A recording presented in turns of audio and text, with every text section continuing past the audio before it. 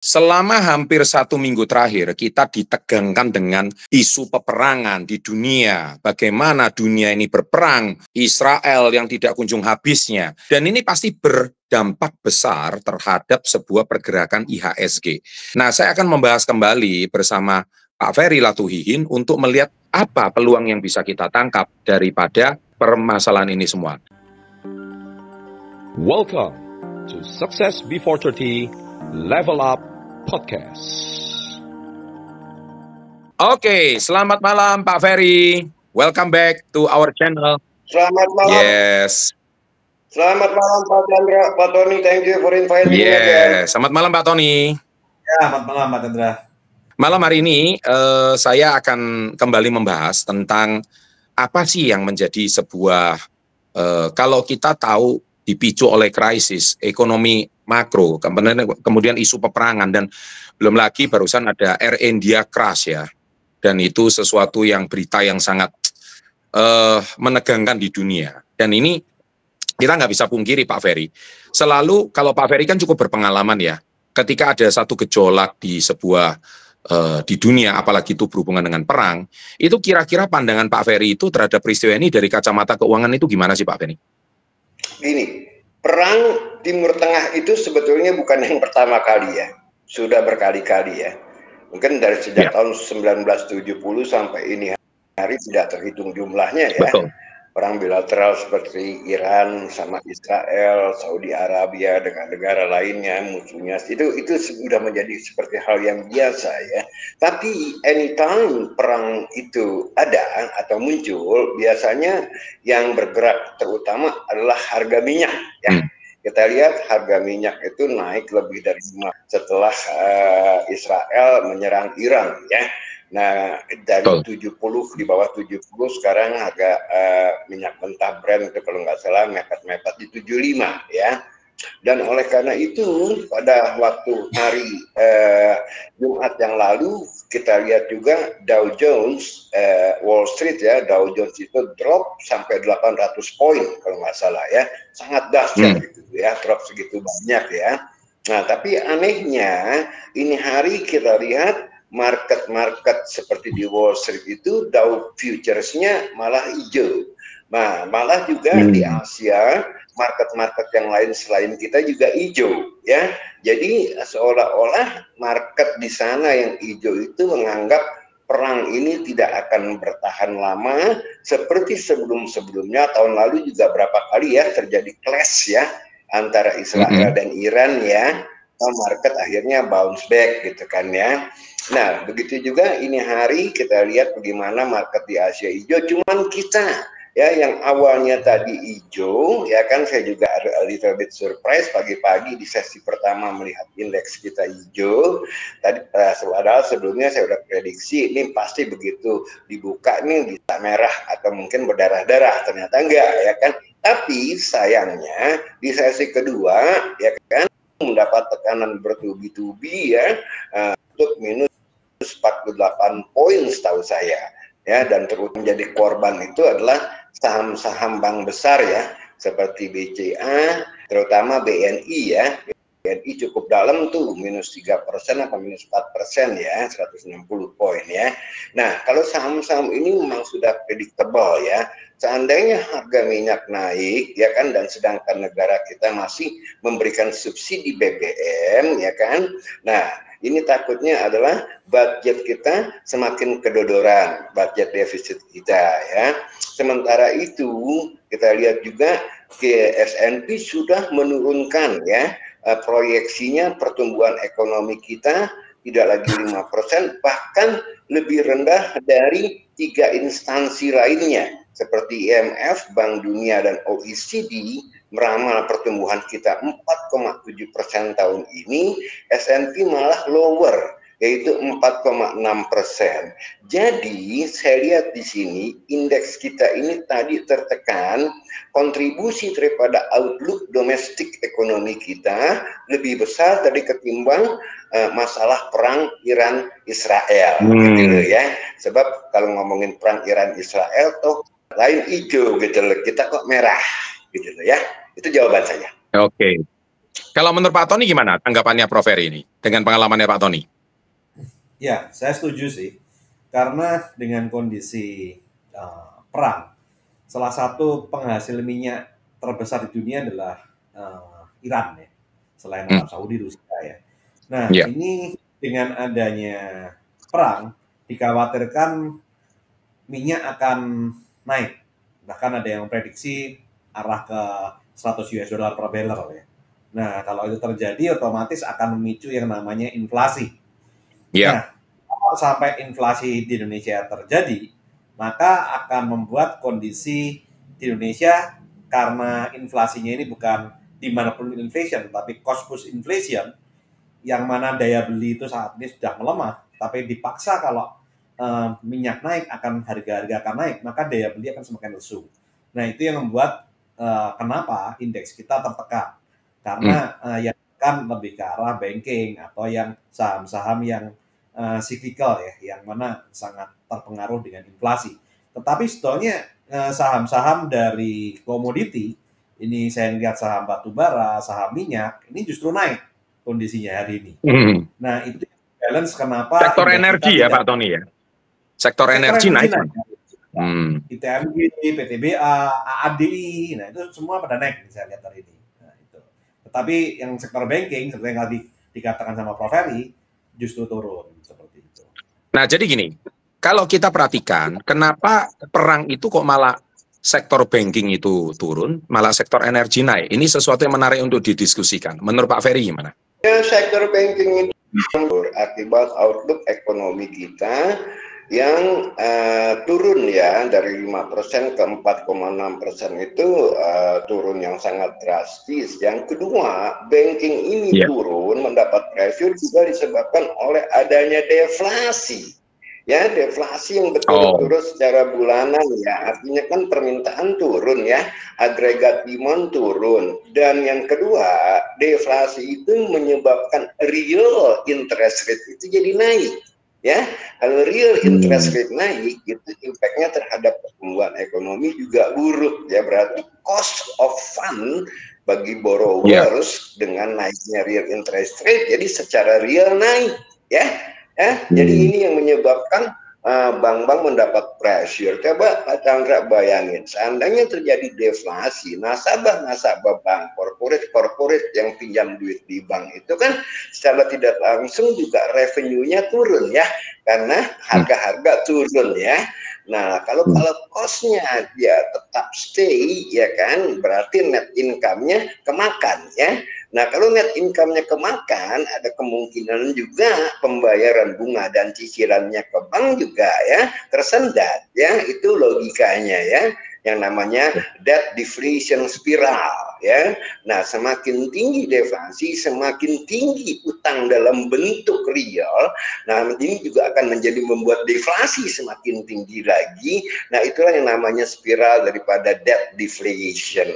Oleh karena itu orang bahkan JP Morgan kalau nggak salah merekomendasikan jual saham-saham bank jumbo kita. Oke. Ini something interesting. Nah, sekarang gini Pak, kita kan ada ancaman inflasi dari energi. Apa hal langkah yang mungkin diambil sama Bank BI? Ya kan, kalau kita melihat acuan daripada suku bunga acuan, dan kita juga tahu Amerika Serikat saat ini dolar itu salah satu safe haven. Nah, sekarang ini sesuatu kompleks ya. Kalau kita lihat semua variabel ini dari geopolitik, dunia yang saat ini lagi gonjang-ganjing perang, kemudian minyak, inflasi, dan emas. Ini strategi investor apa yang paling bijak untuk investor IHSG saat ini? Menurut Pak Ferry dulu. Ini kalau menurut saya sih, saya kembali lagi menekankan ya, di luar masalah-masalah yang terjadi hari ini seperti perang Iran-Irak, deflasi, harga minyak naik, saya kembali lagi tekankan kepada teman-teman, kalau Anda mempunyai time horizon yang agak panjang, 1 tahun, 2 tahun, apalagi lebih dari itu, tren investasi ini sekarang ada di non-konvensional saham, Pak Chandra, yaitu saham-saham yang berbasis teknologi. ya. Jadi bukan lagi saham-saham seperti konvensional bank, manufacturing, enggak. Trennya semua sekarang teknologi gitu loh ya. Kalau boleh saya sebut, kalau tren teknologi di Indonesia yang paling besar yaitu GoTo ya. Jadi kalau saya sih lebih prefer bermain atau berinvestasi di saham-saham yang memang outlooknya dan trennya ke arah sana. Jadi saya avoid saham-saham yang istilahnya pro cycle. Pro cycle itu gini, ya kalau seandainya economic downturn, maka juga performance daripada company saham itu juga downturn. Ya misalnya bank, properti, ya properti juga hati-hati kalau ekonomi lagi downturn karena sifatnya pro cycle. Ya kalau ekonomi up dia up, ekonomi down dia down, gitu loh. Nah, yang kedua, kalau menurut saya selain saham-saham yang berbasis teknologi, untuk amannya adalah saham-saham yang berbasis consumer goods, ya, misalnya Indofood, ya. Nah ini nih anti cycle ya, karena produk-produknya ekonomi mau up atau down tetap dibutuhkan sehari-hari oleh konsumen. Kalau menurut Pak Tony gimana Pak dengan kompleksnya pertanyaan saya tadi? Jadi di mana kondisi geopolitik dunia saat ini yang sudah serba tidak menentu, perang yang sepertinya Timur Tengah juga yang tadi dikatakan Pak Ferry dari tahun 70-80-an. Tapi kita tahu orang yang geli Pak, melihat makroekonomi ini kan sesuatu opportunity sebetulnya. Nah kalau menurut Pak Tony sekarang orang bingung antara emas, US dollar atau saham apa yang perlu dikoleksi. Jadi statement yang sama, pertanyaan sama menurut sudut pandang Pak Tony bagaimana? Ya, kalau kondisi ekonomi tidak pasti, biasanya emas yang dominan ya. Tapi permasalahannya harga emas saat ini sudah cukup tinggi dan kelihatannya susah untuk menembus batas resistennya. Nah biasanya kalau dipicu dengan berita-berita yang harusnya negatif buat pasar pada umumnya dan positif buat emas, tapi ternyata tidak bisa menembus resisten, biasanya itu berarti ada big fund yang jual ya biasanya gitu. Nah, sehingga dalam hal ini untuk orang yang investasi emas pun juga harus berhati-hati juga. Nah, untuk saham itu saat ini Indonesia kemarin sudah tertekan, tapi dengan kondisi adanya Trump yang mulai merelaksasi ya kondisi dengan Cina, dengan negara-negara yang lain, itu membuat indeks kita rebound. Tetapi dalam hal ini ada tekanan-tekanan yang lain yang tadi Prof. Ferry katakan, yang mana banyak fund-fund yang mendowngrade peringkat utang Indonesia, mendowngrade daripada prediksi daripada Indonesia pertumbuhan ekonominya, membuat itu menjadi sebuah isu tekanan buat kita. Dan yang terakhir ini yang memang seperti yang katanya Prof. Ferry tadi, banking yang lebih banyak ditekan posisinya itu. Sementara untuk energi, karena adanya perang Iran ini, itu membuat harga-harga energi, sektor energi, seperti yang tadi saya sampaikan, itu pada naik. Gitu, Pak. Oke. Thank you Pak Tony, insight-nya. Nah, sekarang ini lucu ini. Pak Ferry tadi sudah sempat spill emiten, ada keluar nama GoTo, ada keluar nama Indofood. Gini Pak Ferry, ini jangan-jangan kalau digoreng sama netizen, besok saham GoTo ini naik nih, gara-gara Pak Ferry bicara di Success Way 430 seperti ini. Dan ini nanti kira-kira Pak Ferry, wah ini jadi bandar ini. Pak, gini, saya mau nanya nih, supaya netizen ini kan liar ya Pak ya. Dan trader ini kan liar, jangan sampailah mereka itu gara-gara statement ini, loh terus mereka bicara bukti saham GoTo turun, gimana itu, katanya Pak Ferry bakal naik. Pak, gini loh Pak, kalau kita tuh mau belajar sebuah ilmu, kapan sih kita beli di harga yang pas itu berapa sih Pak? Apakah ini saat ini harganya terlalu murah?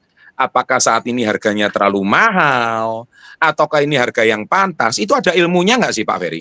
Ada ya, kebetulan kita juga memberikan, saya dan Pak Tony dan juga Pak Chandra kan pernah juga memberikan workshop ya mengenai company valuation. Betul. Bagaimana memvaluasi suatu saham, apakah kemahalan, overvalued atau undervalued ya, melalui financial report yang dirilis ya oleh perusahaan itu secara tahunan atau secara quarterly gitu loh ya. Nah, valuasi itu penting untuk memahami ya apakah harga satu saham itu kemahalan atau kemurahan ya, apakah buying atau selling, itu penting sekali. Walaupun memang kita tidak bisa memprediksi dengan jelas ya kan akan kemana harga saham itu, tapi pada dasarnya kita tahu bahwa harganya kemahalan atau kemurahan gitu ya. Nah, misalnya saya katakan tadi, saya tidak merekomendasikan teman-teman ya untuk beli saham GoTo loh ya. Nah, kalau saya melihat GoTo, saya disclaimer dulu ya. Nah, kalau saya melihat GoTo, ini adalah startup yang sudah mulai berhenti bleeding, bakar duit, dan bakal mulai di second half dari tahun ini, bakal mulai bikin duit ya.